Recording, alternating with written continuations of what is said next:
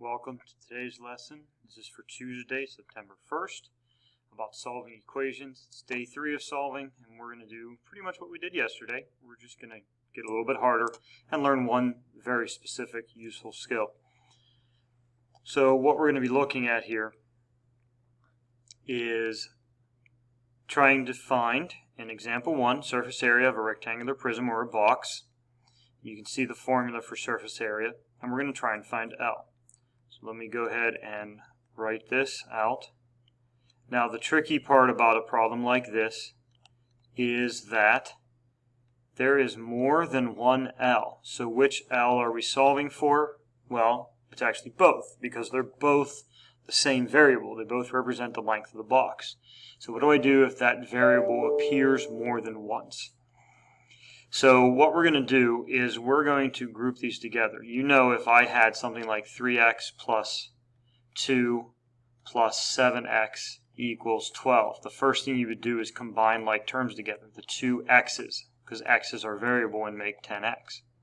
Specifically, what we're doing is 3 plus 7x, because we're counting how many x's are here. There's 3 there, plus there's 7 x's there, giving me a total of 10. 3 plus 7x. So I'm going to do the same thing here. Now remember which variable we're finding. So L is our variable. Everything else, it may not all be numbers, but they can be looked at as if they were numbers to a degree. So we're going to get those two like ones together. So I'm going to rewrite this, and I'm going to put 2LW here plus 2LH and get those L's together. And then we'll take this 2WH and kind of treat it separately.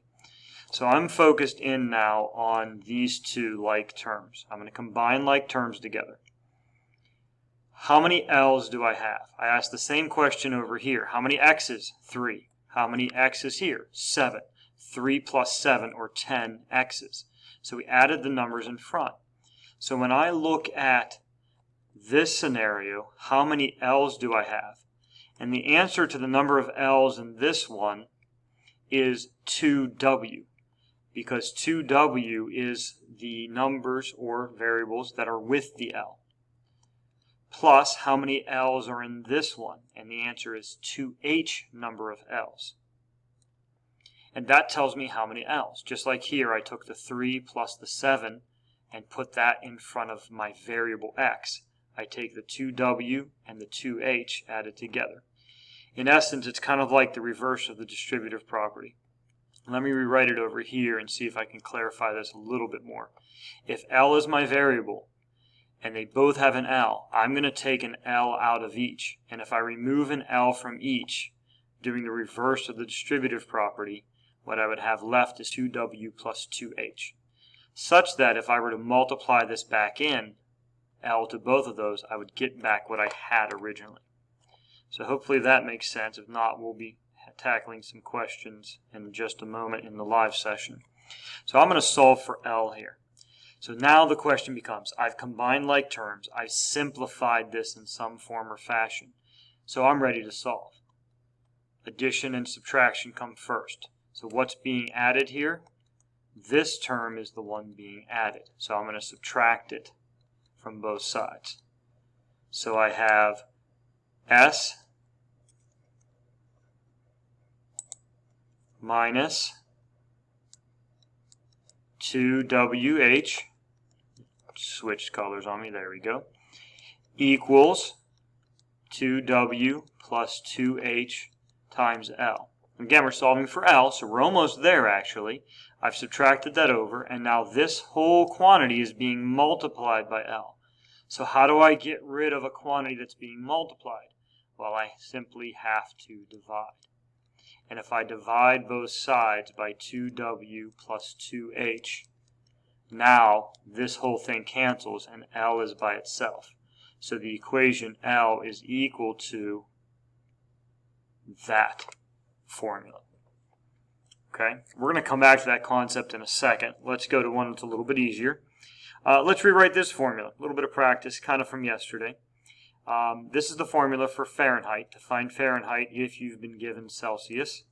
You want to write one so that we solve for C. One second.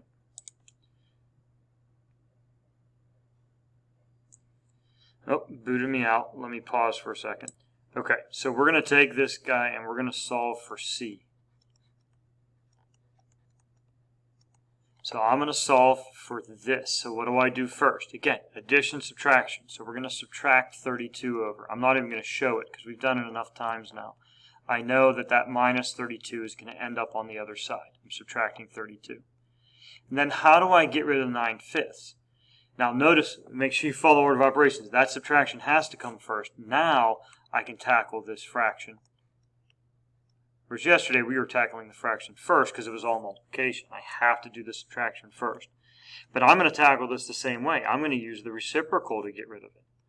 By using the reciprocal, what I have then is C equals 5/9, and in parentheses, because I'm multiplying this whole left side by it, F minus 32. Just watch your parentheses. That one should have been fairly easy. Just keep an eye on a few details. Last example, I just want to once again go over that concept we did in example 1, just to clarify. This time we actually have some distributive property to do first. So I'm going to start by distributing the A. ABX plus A times C. So I'm multiplying both of these by A. So they each get an A. Minus, again, I have two terms in here. And each of these are going to get a negative B. So negative BX, and then a minus, because this one's also getting a negative B, BD. So both of these get multiplied by the negative B in front. Got lots of letters here. Let's try to get these together. So I do see like terms. I see like term here and here. They both have X. So what I'm going to do is I'm going to say how many X's does the first term have? And the answer is AB number of X's. That's the coefficient for that X is AB.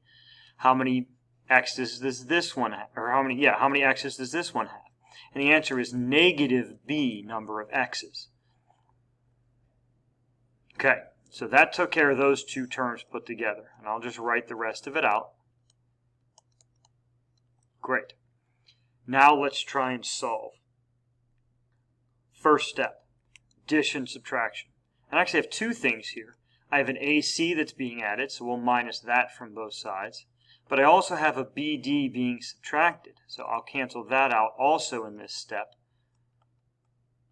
by adding it, doing the inverse. Now I've gotten rid of both things that are added and subtracted, and what I'm left with is AB minus B. That's how many X's I had in those two terms.